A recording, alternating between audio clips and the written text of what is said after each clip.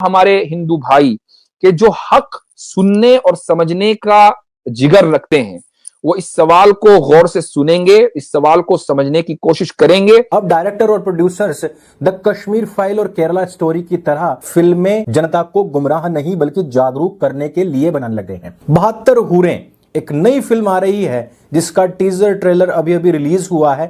تم نے جو جہاد کا راستہ چنا ہے وہ راستہ تم لوگوں کو سیدھا جنت میں لے کر جائے گا۔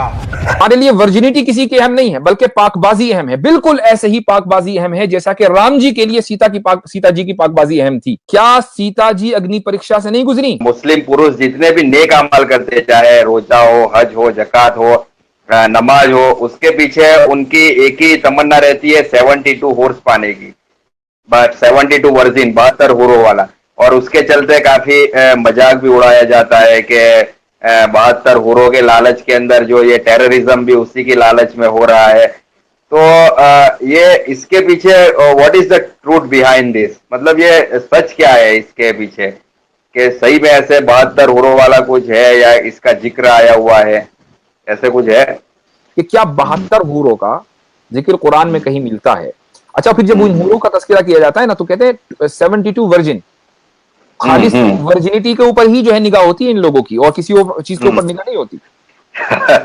تو دیکھیے، سب سے پہلی بات کچھ اصول ہیں، ان کو سمجھ لیجئے، اور ان اصول کو سمجھنے کے بعد آپ کو بہت کلیئر چیز واضح ہو جائے گی۔ دیکھیے، اللہ تعالیٰ نے انسان کو اس دنیا میں بھیجا ہے اور اس کو اچھے کام کرنے کی ترغیب دی، اس کو انکریج کیا ہے کہ تم اچھے کام کرو، اور اس کے بعد اس کو یہ بتایا ہے کہ اگر تم اچھے کام کرو گے تو تمہیں یہ نعمتیں جنت میں جا کر ملیں گی۔ نعمتوں کا ذکر کیوں کیا اللہ تعالیٰ نے؟ تاکہ انسان کو موٹیویشن ملتا رہے، وہ موٹیویٹ ہوتا رہے کہ ہاں بھائی مجھے نعمتیں ملنی ہیں آگے چل کر، اس لیے میں محنت کر رہا ہوں۔ یہ ایک بالکل نیچرل سی چیز ہے، ٹھیک ہے۔ اب آپ کالج میں جاتے ہیں، اسکول میں جاتے ہیں بچے پڑھنے کے لیے، اور اسٹوڈنٹس یونیورسٹی اور کالجز میں جاتے ہیں، کیوں محنت کرتے ہیں بھائی؟ اس لیے محنت کرتے ہیں کہ انہیں پتا ہے کہ اگر ہم محنت کریں گے تو ہماری آگے کی زندگی اچھی ہوگی، بہتر ہو جائے گی، اس لیے محنت کرتے ہیں نا۔ لیکن اگر ان کو ہمارے پردھان منتری یہ بتا دیں کہ نہیں، سب کو پکوڑے بنانے، چاہے آپ ڈاکٹر بنو چاہے آپ انجینئر بنانے پکوڑے ہیں، تو اب مجھے بتائیے کہ ساری یونیورسٹیاں بند ہو جائیں گی؟ وہ سوچے گا کہ یار مجھے ڈاکٹر بننے کے کیا فائدہ، مجھے انجینئر بن کے کیا فائدہ، مجھے تو پکوڑے بنانے، تو وہ سیدھے پکوڑے لگائے گا نا۔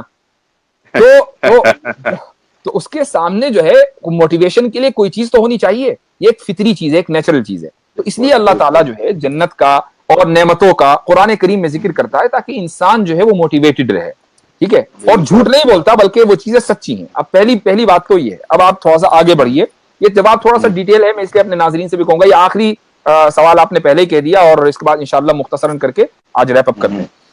بالکل کچھ اصول اور سمجھ لیجیے۔ سب سے پہلا اصول یہ ہے کہ اللہ تعالیٰ نے جو احکام ہمیں بتائے ہیں دنیا میں، کم و بیش جتنے بھی ہیں، کم و بیش مرد اور عورت کے درمیان کوئی فرق نہیں ہے۔ نماز عورت کو بھی پڑھنی ہے، مرد کو بھی پڑھنی ہے، زکات عورت کو بھی دینی ہے، مرد کو بھی دینی ہے، کوئی فرق نہیں۔ ایسے ہی دوسری بات یہ ہے کہ جو ثواب ہے، ثواب میں بھی کوئی فرق نہیں مرد اور عورت کے درمیان۔ اگر جنت میں مرد کو جانا ہے تو عورت کو بھی جانا ہے، ٹھیک ہے۔ اگر جنت میں مرد کے لیے محل ہوگا تو عورت کے لیے بھی ہوگا۔ اگر جنت میں اور مرد کو جو ہے وہ VIP سروس ملنی ہے تو عورت کو بھی ملنی ہے۔ جنت ان میں کوئی فرق مرد اور عورت کے درمیان نہیں ہے۔ تیسرا اصول، آپ کی جو ویڈیو ہے تھوڑا سا اٹک گئی ہے لیکن میں اپنی بات کنٹینیو کر رہا ہوں۔ تیسرا جو اصول ہے وہ یہ ہے کہ اللہ تعالیٰ نے جنتیوں کے لیے جتنی بھی نعمتیں دی ہیں وہ ساری قرآن میں ذکر نہیں کی۔ جتنی بھی نعمتیں اللہ تعالیٰ نے جنتیوں کے لیے رکھی ہوئی ہیں وہ ساری قرآن میں موجود نہیں ہیں، کچھ موجود ہیں۔ مقصود بھائی آپ مجھے سن پا رہے ہیں؟ جی سن پا رہا ہوں، میری آواز آ رہی ہے آپ کو؟ جی ہاں۔ تو کچھ نعمتیں ذکر ہیں، کچھ نعمتیں ذکر کی ہیں، کچھ نعمتیں اللہ تعالیٰ نے ذکر نہیں کی، ٹھیک ہے۔ ایسی نعمتیں ہیں جن کا تصور انسان نہیں کر سکتا۔ اور آگے چلیے، اللہ تعالیٰ نے جنت کا یہ اصول بیان کیا ہے کہ انسان جو چاہے گا اس کو ملے گا۔ ایسا ہو نہیں سکتا کہ وہ کچھ چاہے اور اس کو نہ ملے، جو چاہے گا اس کو ملے گا، ٹھیک ہے۔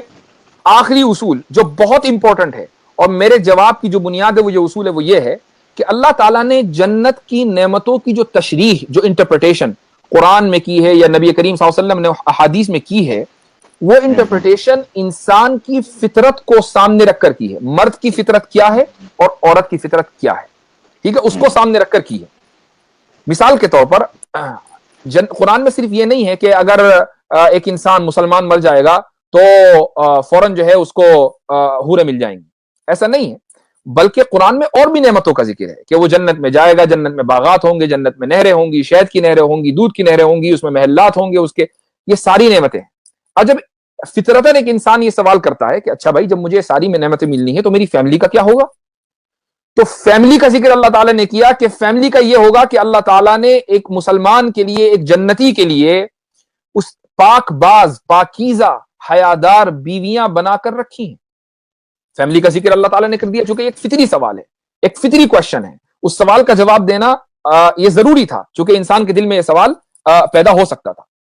اب یہاں سوال یہ ہوتا ہے کہ بھائی ٹھیک ہے، چلو اللہ تعالیٰ نے فیملی کا بھی ذکر کر دیا، لیکن 72 حوروں کا کیا مطلب ہے؟ ایک حور کافی تھی، ایک مرد ایک عورت، تو بھائی اس کا جواب یہ ہے کہ ہم تو دنیا میں بھی جینڈر ایکوالٹی نہیں مانتے، جنت میں تو کیا مانیں گے؟ ہم جینڈر جسٹس میں بلیو رکھتے ہیں، جینڈر ایکوالٹی میں بلیو نہیں رکھتے۔ یہ جو کچھ لوگ سوال کرتے ہیں نا کہ بھئی ایک عورت ایک حور ہونی چاہیے تھی ایک جنتی کے لیے، یہ وہ لوگ ہیں کہ جو جینڈر ایکوالٹی کے نام سے مرے جا رہے ہیں۔ میں ان سے یہ پوچھتا ہوں کہ اگر جینڈر ایکوالٹی اتنی ہی اہم ہے تو مجھے بتاؤ کہ کیا مرد کبھی پریگننٹ ہوتا ہے؟ تو آپ جو کام عورت کرتی ہے وہ مرد کر لے، اگر جینڈر ایکوالٹی کا اتنا ہی شوق ہے۔ فطرت کے خلاف ہے یہ چیز، آپ فطرت سے جنگ نہیں لڑ سکتے، فطرت کے آپ کا مقابلہ نہیں کر سکتے۔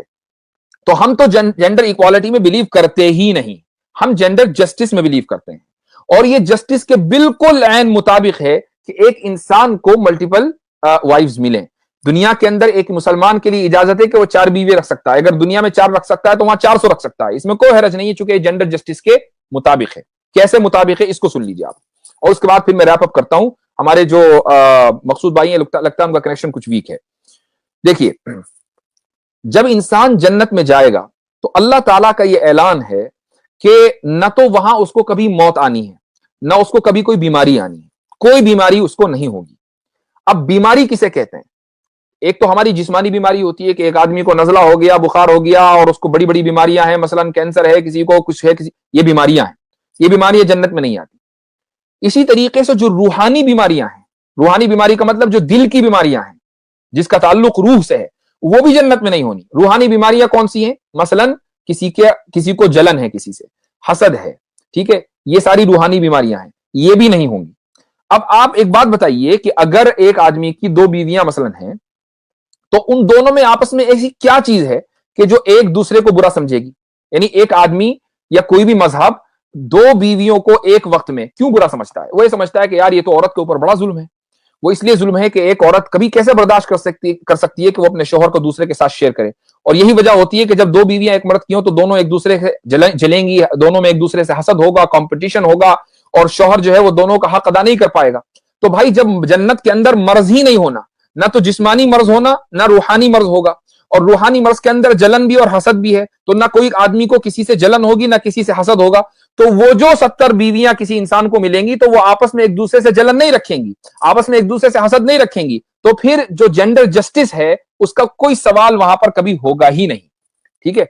اب آپ ایک سوال لاسٹ رہ جاتا ہے جو مقصود بھائی نے کیا نہیں لیکن میں جواب دے دوں، وہ یہ ہے کہ بھئی مرد ہی کو حوریں ملیں گی، اور عورت کے لیے کیا پیکیج ہے؟ مردوں کے لیے تو پیکیج بتا دیا آپ نے، عورت کے لیے کیا پیکیج ہے؟ میں نے جو جواب دیا تھا شروع میں وہ یہ دیا تھا کہ اللہ تعالیٰ نے اور رسول اللہ صلی اللہ علیہ وسلم نے نعمتوں کی جو تشریح کی ہے وہ انسان کی فطرت کو سامنے رکھ کر کی ہے۔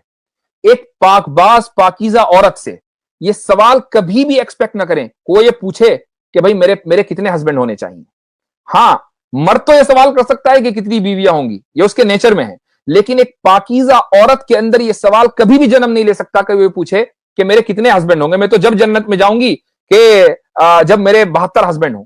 اگر کوئی عورت ایسا سوال کرتی ہے تو یاد رکھیے وہ پاک باز نہیں ہے، اور پاک باز عورت کو تو جنت میں جانا ہی نہیں ہے، چاہے جائے کہ وہ یہ کہے کہ بھائی میں جنت میں جب جاؤں گی جب مجھے 72 ہسبینڈ ملیں گے، تو بھائی تمہیں آنے کو کون کہہ رہا ہے؟ تم باہر ہی رہو، اندر تو وہ جائے گا جو پاک باز ہوگا، اور پاک باز عورت سے یہ سوال کبھی نہیں متوقع ہے۔ ہاں، اللہ تعالیٰ نے یہ اعلان کر دیا کہ وہ جو چاہے گی اس کو ملے گا، مرد جو چاہے گا اس کو ملے گا، عورت جو چاہے گی اس کو ملے گی، یہ اصول دے دیا، لیکن اس کی جو تشریح کی ہے، اس کے جو انٹرپریٹیشن کیا ہے، وہ انسان کی فطرت کو سامنے رکھ کر کیا ہے، مرد کی فطرت کو اور عورت کی فطرت کو سامنے رکھ کر۔